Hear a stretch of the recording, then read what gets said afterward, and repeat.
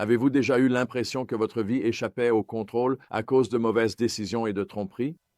L'histoire de Jacob et Ésaü est un bon exemple de la façon dont choisir notre chair pécheresse plutôt que la vérité de Dieu conduit à la division, à l'amertume et à la dysfonction. Mais elle montre aussi que la grâce de Dieu est plus grande que nos échecs et qu'il peut racheter même les situations les plus brisées.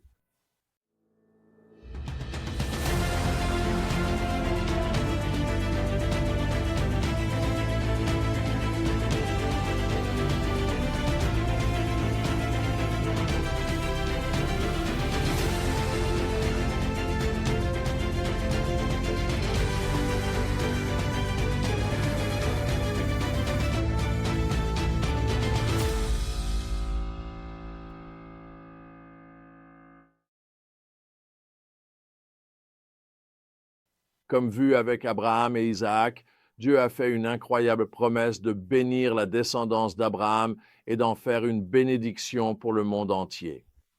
Cependant, fonder cette famille n'a pas été sans grand défi, car l'ennemi a cherché à saper le plan de Dieu par le conflit et le péché. Dans Genèse 25, nous trouvons deux frères jumeaux, Jacob et Ésaü, qui se battent dans le ventre maternel. Ésaü l'aîné sort roux, couvert de poils. Jacob apparaît en tenant le talon d'Ésaü, annonçant ainsi les conflits à venir. Les frères sont opposés. Ésaü est un homme des champs, Jacob un homme tranquille, casanier. Un jour, Ésaü rentre épuisé et vend son droit d'aînesse à Jacob pour un bol de ragoût. Hébreux 12, 16 dans le Nouveau Testament qualifie ce choix d'impie, car Ésaü accorde plus de valeur à une satisfaction temporaire qu'à son héritage spirituel. Leur père Isaac préfère Ésaü, mais Rebecca préfère Jacob. Alors qu'Isaac vieillit et que sa vue faiblit, Rebecca élabore un plan pour que Jacob vole la bénédiction d'Ésaü. Elle prépare le plat préféré d'Isaac et déguise Jacob en Ésaü. Trompé, Isaac donne à Jacob la bénédiction destinée à Ésaü. Lorsqu'Ésaü l'apprend, il est alors furieux. Il jure de tuer Jacob qui s'enfuit pour sauver sa vie vers la terre natale de Rebecca. Quel gâchis le péché provoque! L'impulsivité d'Ésaü, le favoritisme d'Isaac, les manipulations de Rebecca et la tromperie de Jacob brisent leur famille. Galates 5, versets 19 à 21, qualifie ainsi des choses comme les rivalités, les dissensions et les divisions d'œuvres de la chair. En revanche, le fruit de l'esprit est l'amour, la joie, la paix, la patience, la bonté, la bienveillance et la fidélité. Lorsque nous cédons à notre nature pécheresse, nous abîmons nos relations et court-circuitons les bénédictions de Dieu. Les desseins de Dieu ne sont pas contrecarrés par la folie humaine.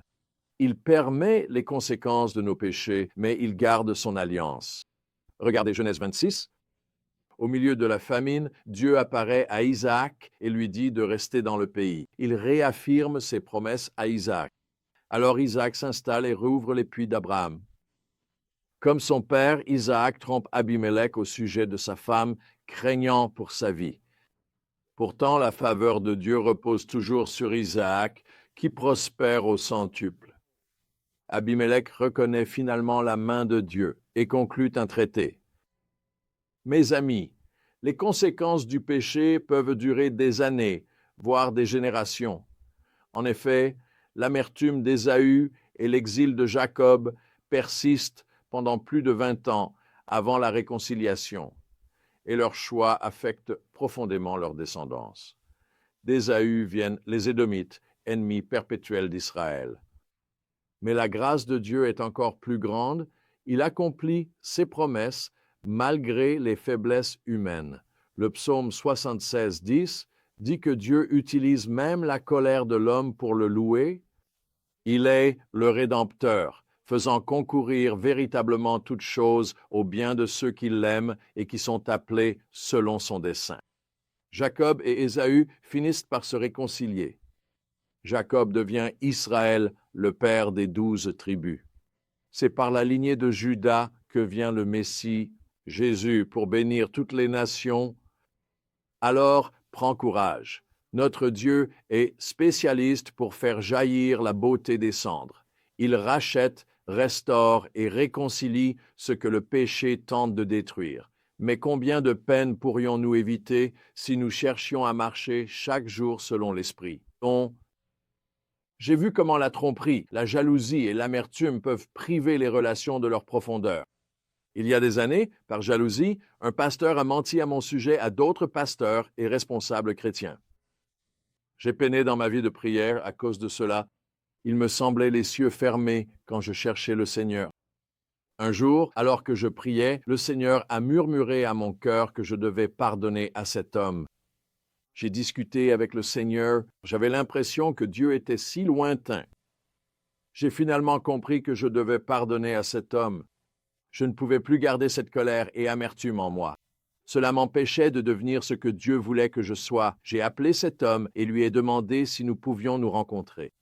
Et lorsque nous nous sommes rencontrés, il m'a demandé pardon et m'a dit que ce qu'il avait fait était mal. Nous nous sommes réconciliés, mais j'ai compris que l'amertume dans mon cœur n'avait fait que me blesser. Elle m'avait volé un temps précieux. Quand nous faisons du tort, nous devons nous réconcilier de suite. Quand nous avons été blessés, nous ne devons pas garder de rancune. Aujourd'hui, je vis avec une conscience aiguë de la brièveté de la vie. Chaque jour compte. C'est pourquoi nous devons marcher dans la lumière aujourd'hui, sans détour ni retard. La vie est bien trop courte. Hébreux 12, 14 dit « Efforcez-vous de vivre en paix avec tous et d'être saints, car sans la sainteté, personne ne verra le Seigneur. » Prenez garde de ne pas accorder plus de valeur aux désirs passagers qu'aux récompenses éternelles. Résistez à la tentation de manipuler ou de tromper pour avancer. Repentez du favoritisme, de la comparaison et de la jalousie.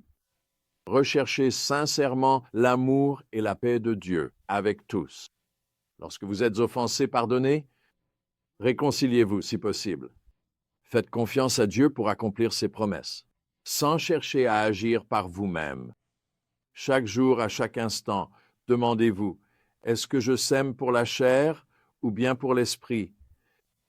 Demeurez en Jésus et marchez par l'esprit est le chemin de la vie et de la paix. La grâce de Dieu suffit pleinement à nos faiblesses. Celui qui a commencé une bonne œuvre en vous l'achèvera. Coopérons simplement avec lui. Merci.